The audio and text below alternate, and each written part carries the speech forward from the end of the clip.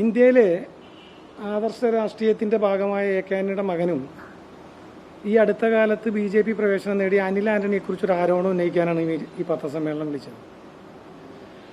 ഒന്നാം UPA അവസാന കാലഘട്ടത്തിലും രണ്ടാം UPA തുടക്ക കാലഘട്ടത്തിലും ഡൽഹിയിൽ അറിയപ്പെടുന്ന ഒരു ബ്രോക്കർ അല്ലെങ്കിൽ എന്നെ വിളിക്കുന്ന പോലെ മറ്റൊരു ദല്ലാളായിരുന്നു ഈ അനിൽ ആന്റണി. 3/12/2012 മുതൽ 2/12/2014 വരെ CBI ഡയറക്ടറായിരുന്ന രഞ്ജിത്ത് സിൻഹയ്ക്ക് കൊടുക്കാനായിട്ട് അന്ന് CBI സ്റ്റാൻഡിംഗ് കൗൺസിലിൻ്റെ എംപാനൽമെൻറ്റ് നടക്കുകയാണ്. ഒരു ലോയറെ കേരള ഹൈക്കോടതിയിൽ CBI സ്റ്റാൻഡിംഗ് കൗൺസിലായി നിയമിക്കാൻ എൻ്റെ കയ്യിൽ നിന്ന് 25 ലക്ഷം രൂപ വാങ്ങിയ ആളാണ് അനിൽ ആന്റണി.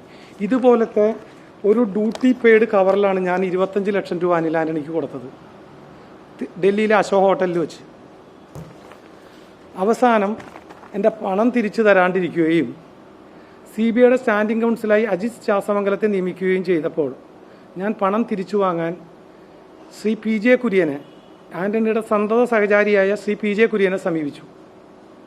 അദ്ദേഹം നോക്കാൻ പിടിക്കാമെന്ന് പറഞ്ഞ് സമയം ചെലവാക്കിയതല്ലാണ്ട് ഒന്നും നടക്കാതെ വന്നപ്പോൾ മരിച്ചുപോയ ശ്രീ PT തോമസിനെ ഞാൻ ഈ വിവരം ധരിപ്പിച്ചു. ശ്രീ PT തോമസ് ഇടപെട്ട് 5 ഇൻസ്റ്റാൾമെൻ്റായിട്ട് എൻ്റെ പണം തിരിച്ചു തന്നു.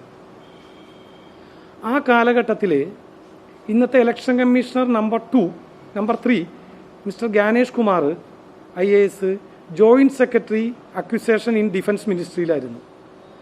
അദ്ദേഹത്തിൽ നിന്ന് അറിയാൻ കഴിഞ്ഞ് ഈ അന്നത്തെ ഡിഫൻസ് മിനിസ്റ്ററായ ശ്രീ A.K. ആന്റണിയുടെ വീട്ടിൽ ഡിഫൻസ് മിനിസ്റ്റർ വീട്ടിലുള്ള ഒഫീഷ്യൽ ഓഫീസിൽ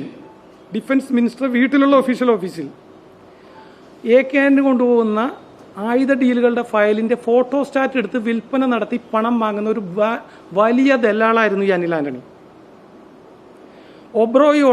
നിസാമുദ്ദീനിലെ ഒബ്രോയ് ഹോട്ടലിലെ റൂമുകളിൽ കേന്ദ്രീകരിച്ച് CBC സ്ഥാനത്ത് നിന്ന് നീക്കം ചെയ്യപ്പെട്ട PJ തോമസ് IASഉം മിസ്റ്റർ ആൻഡോ ഫ്രം ബാംഗ്ലൂരും ഈ അനിൽ ആന്റണിയും ചേർന്നാണ് ബ്രോക്കർ ഇടപാടുകൾ നടത്തിക്കൊണ്ടിരുന്നത്. അനിൽ ആന്റണി ഇത് നിഷേധിക്കുകയാണെങ്കിൽ ഞാനൊരു സംവാദത്തിന് തയ്യാറാണ്. അനിൽ ആന്റണിയെ വെച്ച് പത്തനംതിട്ടയിലോ എവിടെയോ ഞാൻ അനിൽ ആന്റണിക്കെതിരെ ശക്തമായ അഴിമതി ആരോപണമാണ് കൊണ്ടിരുന്നത്.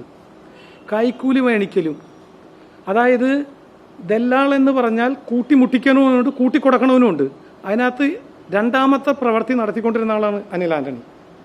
ഇന്നിപ്പോൾ കോൺഗ്രസിനെ തള്ളിപ്പറഞ്ഞ്, എനിക്ക് കോൺഗ്രസിനോട് പ്രതിബദ്ധതയൊന്നുമില്ല, അവിടെ മത്സരിക്കുന്ന LDF ക്യാൻഡിഡേറ്റിനോടും ഒരു പ്രതിബദ്ധതയില്ല, കോൺഗ്രസ് ക്യാൻഡിഡേറ്റിനോടും ഇല്ല. പക്ഷേ ഇന്ന് അദ്ദേഹത്തിൻ്റെ ഒരു പ്രസ്താവന കണ്ട് അദ്ദേഹത്തിൻ്റെ പിതാവിനെതിരെ, അതാണ് ഞാനിത് പറയാനിടയായ, പിതാവിനെ വച്ച് വിലപേശി പണം വാങ്ങിയിരുന്ന ആളായിരുന്നു അനിൽ ആന്റണി.